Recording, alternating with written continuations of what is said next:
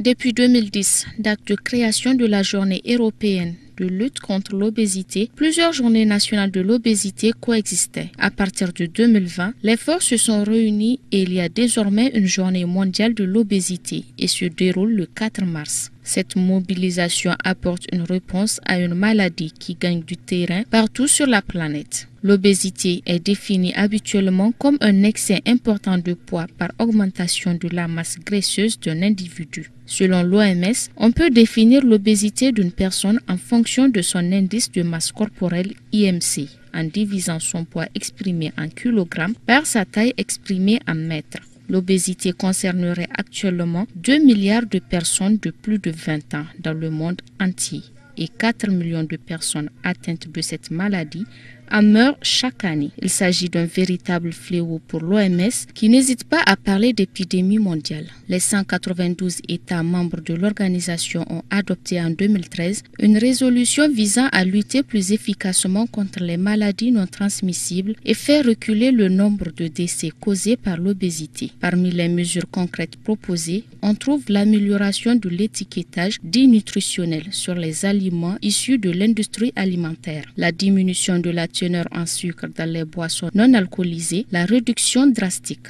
des teneurs en sel dans les plats préparés et l'abandon des acides gras utilisés dans l'industrie agroalimentaire. L'OMS demande aux États membres d'avancer rapidement, souhaitant ainsi que l'on dépasse bientôt le stade de vœux